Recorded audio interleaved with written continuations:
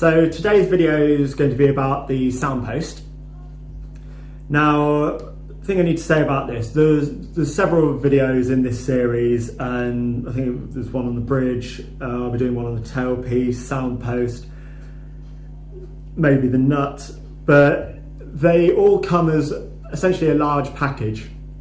Whilst you can isolate certain issues from each area, sometimes you do have to do a bit of one to go and do a bit of another, and they will kind of leverage up on themselves, because I can give you the information about, you know, how the SOUNDPOST is working, but if your bridge is slightly off, it may restrict these changes anyway. So in terms of what I'm saying for getting the best out of your instrument, it's only per part for that amount of influence, but it doesn't mean that the other parts are right. So it's best to kind of hear them all as an overall picture, and then you'll get a better gauge as you start to be aware of them, which one is kind of playing into whichever thing's going wrong at the moment. So talking about the SOUNDPOST, I'm assuming that everything else is perfect on your instrument as of what I'm saying. So with the SOUNDPOST, in fact, I'll just get you some tools for this.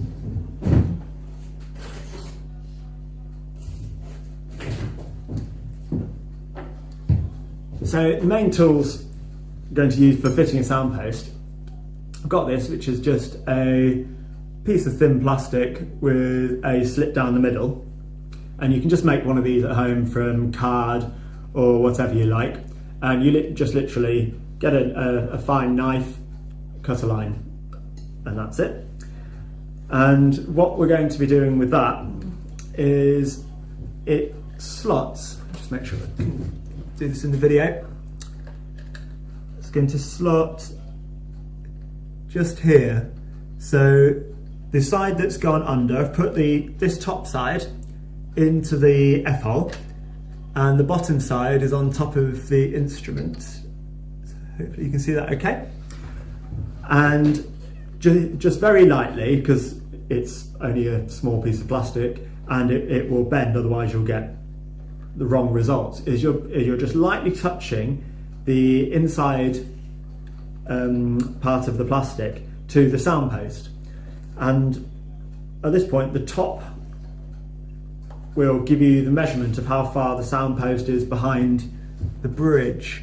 So if we can see that, we've just got a little gap there, and that's what I'm measuring to see how far the SOUNDPOST is. So in this one, it's about half the bridge distance behind, which is a good position for it. And that works the same on most instruments. Half a bridge width behind is a rough standard starting point for SOUNDPOSTs. It's harder to check how far in, but it's a slightly long ruler. So I've got a bendy ruler here. It's a particularly ultra flexible one. I'm not saying you need to go out and get one of these, but if you did want to have a better check on your instruments, they are really useful. And then you just bend the end slightly. Don't know if you can see that in the video. And I can just put that lightly inside. So we're just putting that through the sound hole. And this is just going to butt up. And the reason why we bent it is so it follows the curve of the inside of the instrument better. So we're getting a more accurate measurement. And then just read it and make sure you're looking at this in the same angle. It's very easy to put your head over here and read the number that's on the inside of the F hole, and then take the ruler out and look straight on, and you'll find that there's a little difference, and you won't notice it until you start to pay more attention, but you can get about 0.5 mm difference by having your head on an angle. But anyway, what you want to check is that the SOUNDPOST will probably be about 0.75 of a millimetre inside if it's in a good place. There's a range of about 0.5 mm to maybe 1.5 millimetres. It kind of just depends on your instrument setup. But that's a rough kind of area that you want it to be in. And then if we're looking at the SOUNDPOST, we need to same as the bridge, we're checking whether it's straight. The 99% of instruments will have their sound posts theoretically set in straight. There are occasional tweaks people can do that are not really necessary to the majority of instruments. So you kind of have it on slight angles and create slight different things out of an instrument, but it's very, very unlikely that it will be on yours. But it's worth checking from both sides, as there's not really any straights to line up with. So it can be very hard to tell exactly whether it's straight. And again, it comes from just development of your eye skills and your ability to see from both sides among a large array of non-straight objects. And there's a game I mentioned in the bridge video, which you might find useful on the Woodgears website as well. So just check from there and see if it's slightly straight. And this is only really intended as for players. So what this is doing is occasionally someone will put a case down slightly hard, or it'll just get knocked one way or another. And you might find that you've been playing your instrument for a while and it's just dropped a bit in sound. And again, it's always the kind of similar scenarios that it gets caused. There'll be a slight lack of articulation that you used to have, and you'll probably lose a lot of your bass side, I think generally happens. And because you've changed the tension on the bridge, the sound post may have been slightly knocked when it was put down slightly harder than you meant one day, and the whole instrument will just dampen. And just by being able to know what your position was with the piece of plastic and just keeping an eye on the straight and the distance inside your bridge, you can roughly check yourself whether it has actually just fallen out of place a little bit. And it's a small amount can make a huge amount of difference for your instrument.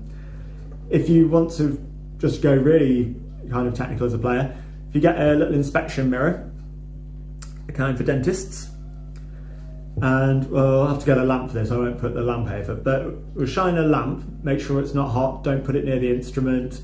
These are all huge caveats because you can melt your instrument if you've got a hot lamp on it. But essentially you're trying to get light through the F-hole. And again, be very careful with the light, they are hot. In fact, interesting kind of fact is, one of these is something I use in work, which is a kind of electronic thermometer. And it works like a laser. And I was trying them on lamps before, partially kind of because of all this. And if you get a normal non-energy saving bulb in a lamp, I think that when I checked it was something like 110 degrees, which is an absolutely insane number. But you can imagine how strong it is on your instrument. Obviously, energy saving ones are much lower and it's a lot safer. But it's surprisingly how hot you can have a bulb. And I know of people in the past that if a lamp's fallen on a table, it can just start a fire, it will burn through your desk. So that all said, I think that's enough caveat for why you should be careful with the light. There are also little internal lights you can get. There'll be a little magnet and a little light on the end, and you can put those inside and that will also make it easier for you. So back to the mirror anyway. So what we're checking inside is carefully, without kind of hitting your instrument on the inside of the F-hole, is we're looking from this side and this side at the top and the bottom. And you can check from this angle as well. And we're just seeing the fit of the sound post. And again, we're assuming that you've got a sound post that was well fitted in the first place. Many don't, and you'll kind of notice this over time.